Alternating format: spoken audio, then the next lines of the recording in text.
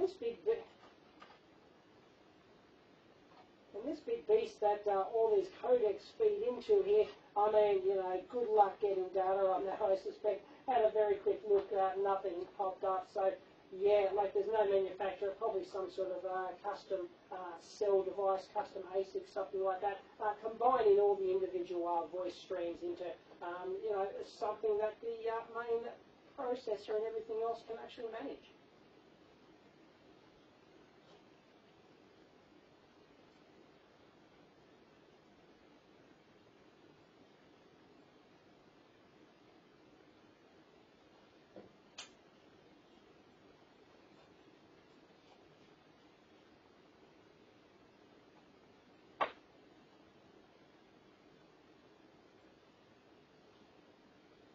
And the rest of it, there's another custom ASIC chip here. It's got a different number on it. There's another ROM, so that's probably some sort of processor, something like that. We've got some system memory over here.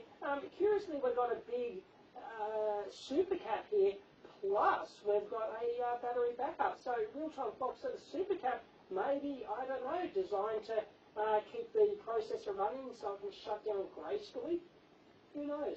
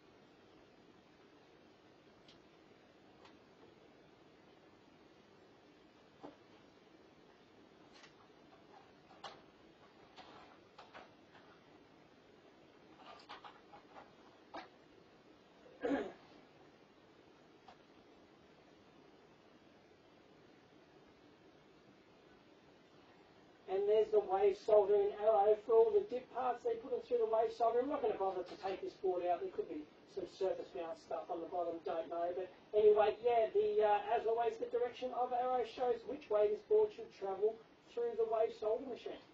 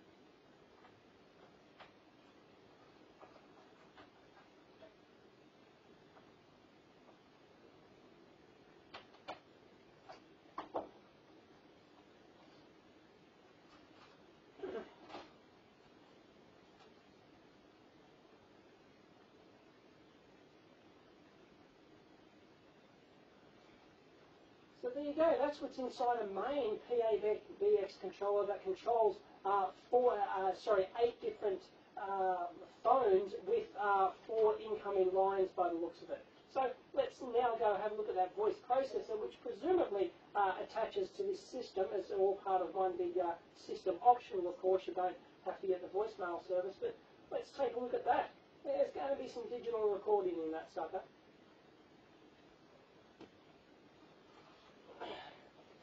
So that one's done, and I might capture this video because it's been recorded, auto-recorded for a week, so I can capture it, take out a clip. I might actually upload it to YouTube. Voice quality is not going to be that great, but anyway,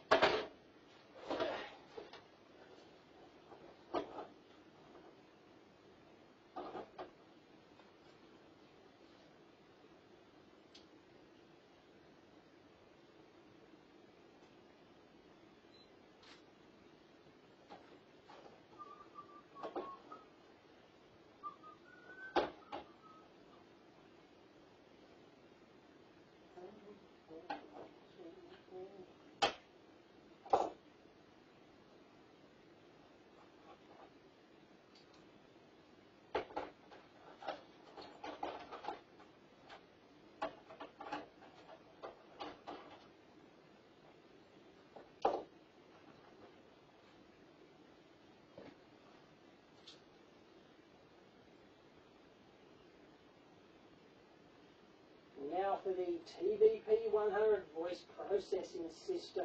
KX TVP100. Oh, exciting. So let's lift the hood on this sucker. And once again, cabling on here. Exactly. Dead spider. There we go.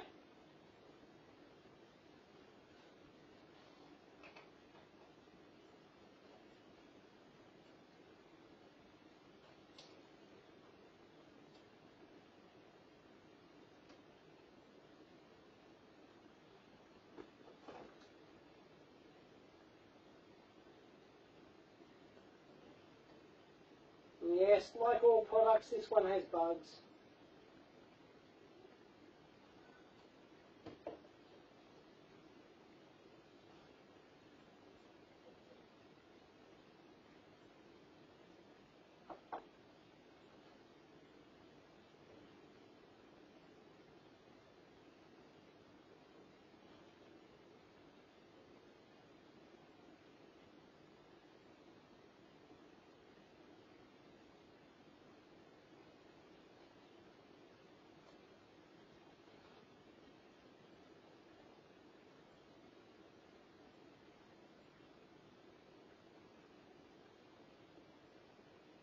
So there's really not much in here at all. There's not much in the way of cable access. We've got two ports here on each of these cards in here, an empty module slot here. Not sure what's supposed to go in there. There's no cable gland holes for the cables to come up or anything like that, so maybe that's just some sort of other management or some board maybe that sits in between those or something like that. But anyway, let's pop the lid off this sucker and see what we got.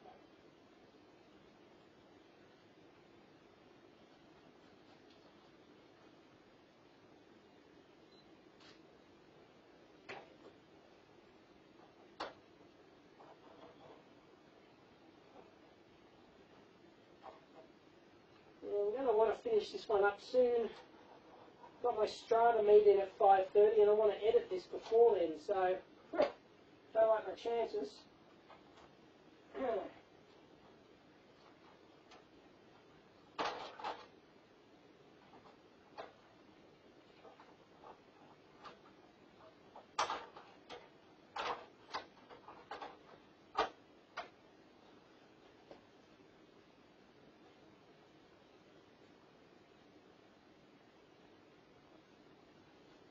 These are nice. These come out as little 2-card modules. Look at that. Really quite neat. Got some surface mount stuff, double-sided load, and we've got all our usual line interface stuff there. I don't see any huge protection devices in there, so presumably they're not going to outside lines. They're just connected to the other device internal, and this is all just held together by our headers. So let's rip that apart.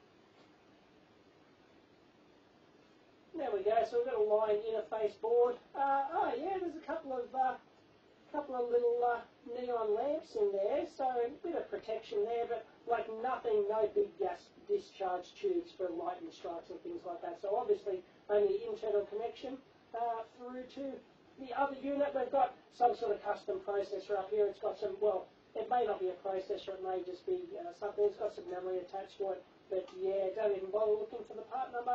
So that's some sort of interface board which takes the data stream and encodes it and decodes it, because you've got to not only record the voice coming in, you've got to play it back as well on command. So all of the voice and data and all the control data goes through here.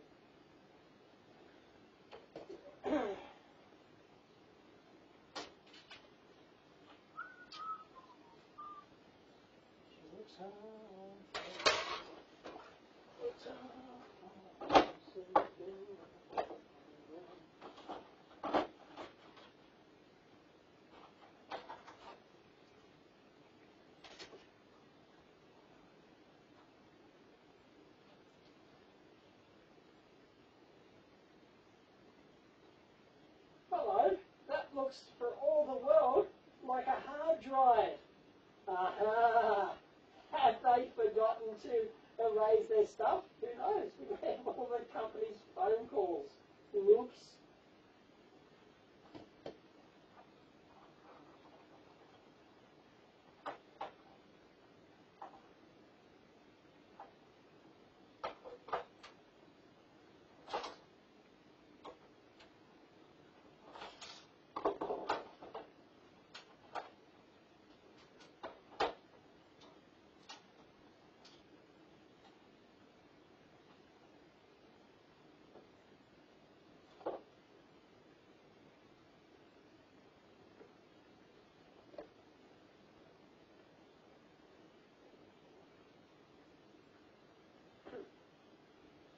Oh, look at this. Toshiba hard drive, very old school. Look, is that a date code 97? No, it can't be that old. Plastic, check it out. Toshiba, 5-volt IDE interface notebook hard drive. Could still read that.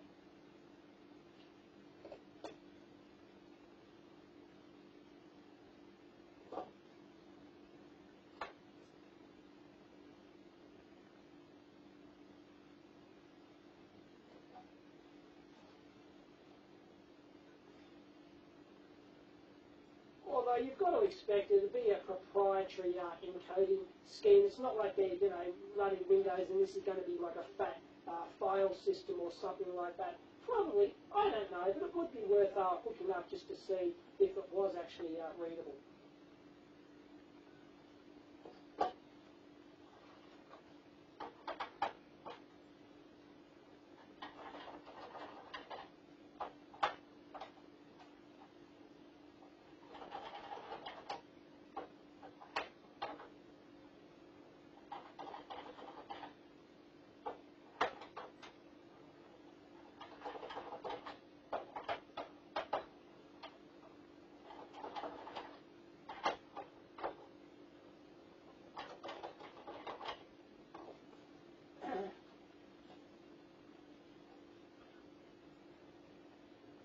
I guess with hindsight, well, the hard drive is the only thing that made sense. I was hoping that, we'd be able to get, some really big-ass digital recording hardware in here, but you can't beat, a consumer hard drive for, bang for buck in terms of that storage. So, really not surprising. So there's not going to be anything too huge in here. No, in fact, it's boring as.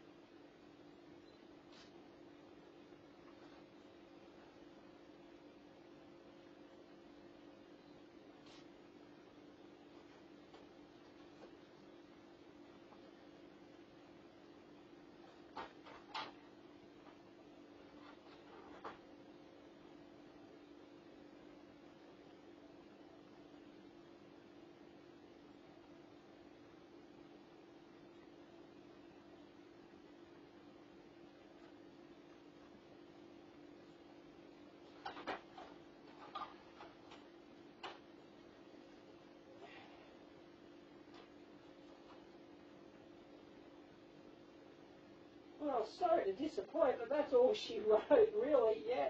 It's all the magic's in the hard drive. We've got this, looks like that same 16-bit Toshiba processor again, and we've got the ROMs for that. Another custom chip up here, which once again has the, oh, there's a live spider. Live spider.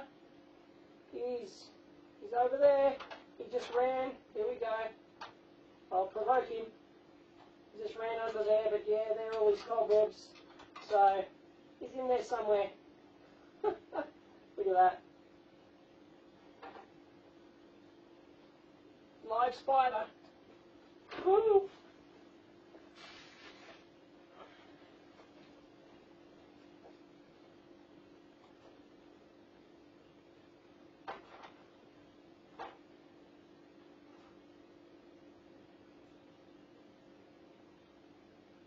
Yeah, so there's really nothing.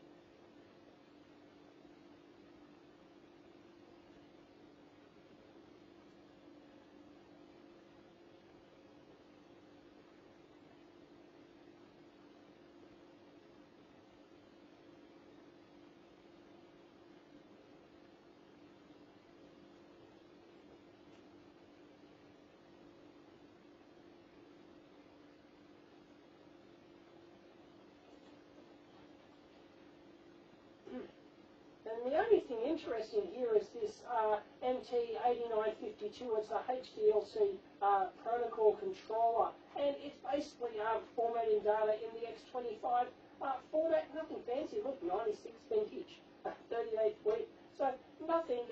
That's pretty much it. Not a huge amount of stuff. And you'll notice that this micro custom ASIC or cell device over here also has that debugging emulator interface over here. So obviously, designed for, they would solder on the development boards during prototyping and development, and debugging, they'll do that solder headers on there, and then they'd be able to tap in there and emulate that chip. And you leave it off, and then you can tap right into it. Excellent stuff. You've got to design that stuff in. Otherwise, it's a real dog to do these. It's an essential requirement back in the day before, well, everything's got an in-circuit serial programming header these days, but hey, for these types of things, no way, Jose. That's the only way to do it.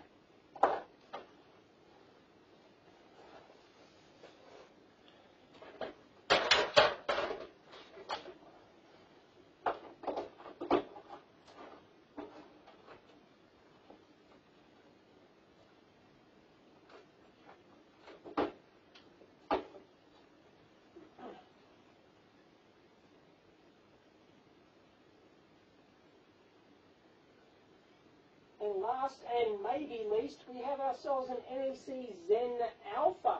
So this one's very curious. You know, there's like a mains cord going into it, and basically, you know, jack all, there's one cable port, and that's it.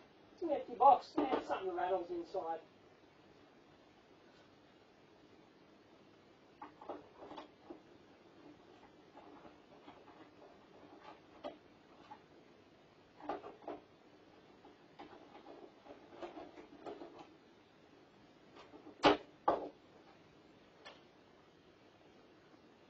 Let's lift the hood on this, and presumably this NEC gear interfaces to the Panasonic. Oh, got ourselves some Yazoo SLA batteries there. They would have seen better days, no doubt. But anyway, out they come. And what else?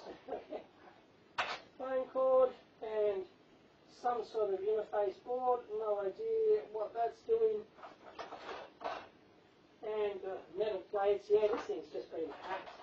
There's a serial sort of port and a couple of plug-in boards, and well, yeah, there's a whole bunch of line stuff down here. This is an interesting hodgepodge, actually. There's, you know, not as well sort of designed or thought out as the other ones, really, but anyway, we've got some line stuff happening over here, presumably. Yeah, there's the CO again.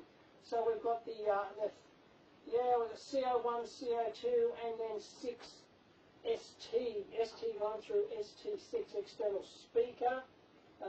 Maybe that's for a PA thing or something like that. Yeah, well, this could be an entirely separate unit, perhaps. Nothing to do with the Panasonic system, maybe.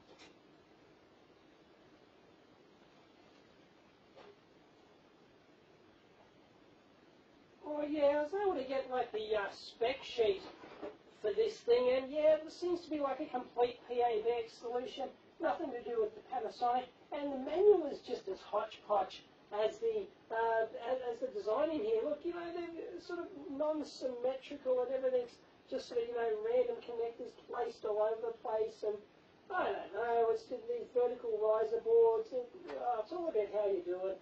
Not that impressed. Anyway, yeah, it's like got a couple of main line inputs. No gas discharge tubes there that I can see anyway. So not nearly as much filtering, not nearly as much line protection as we saw on the Panasonic anyway. But yeah, I don't know. This one's just a bit crusty.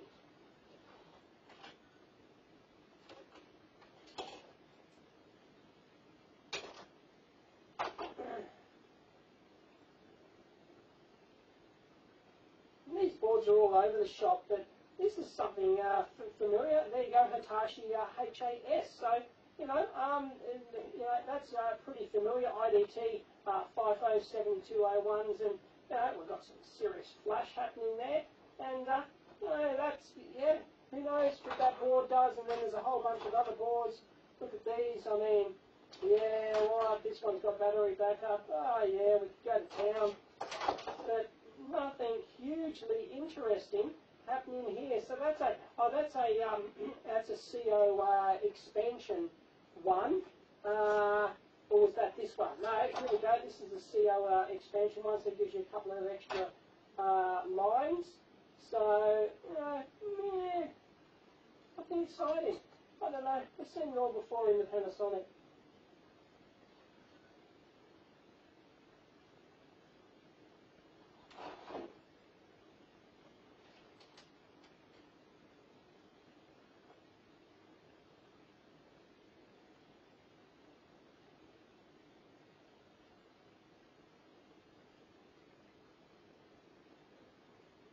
Is that a Tamra? What is that? I don't know. Google that part number. I doubt you'll find anything. But obviously some sort of main system processor, something like that.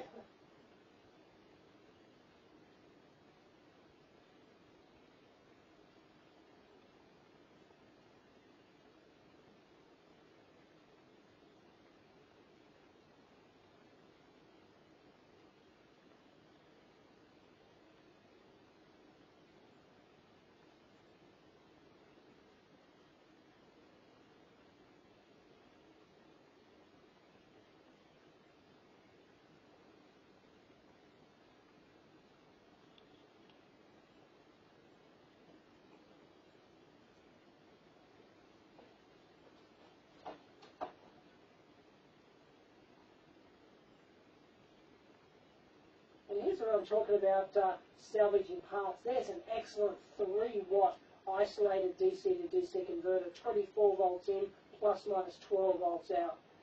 3 watts, you definitely nab that.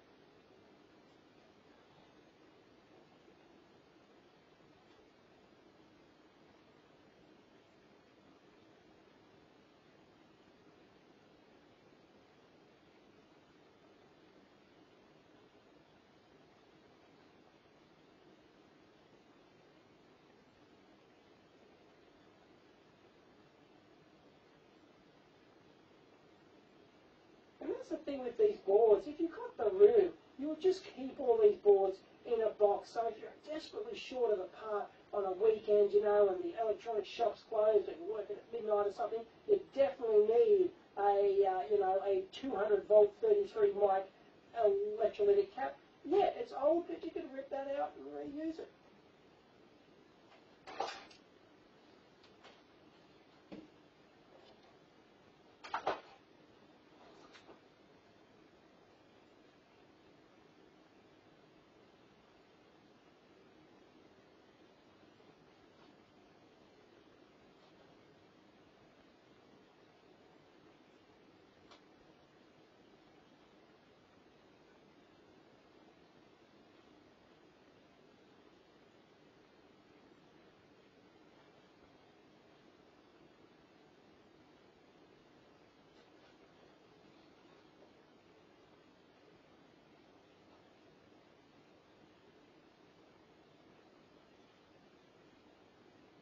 So there you go. I won't go into any more detail on this NEC unit.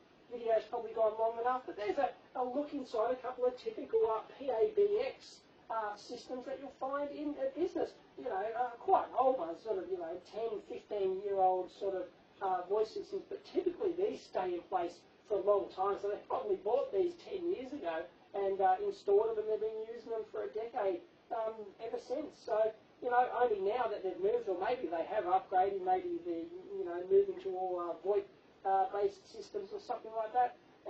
Who knows? But yeah, old school PABX is not too old school, but, you know, relatively that sort of, you know, mid to late 90s, 2000 type vintage technology.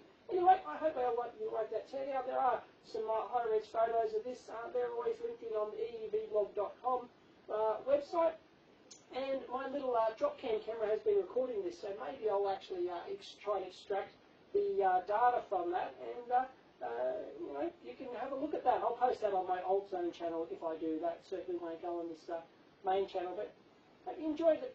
Catch you next time. And that's it. All done. All done and dusted. Woohoo! And it's 4:30. I better go here. I've got a strata meeting tonight. On the strata committee for the building, so I better go and get ready for that. So I've got to edit that. That'll probably take an hour, but I've got to print stuff out. It's all too hard.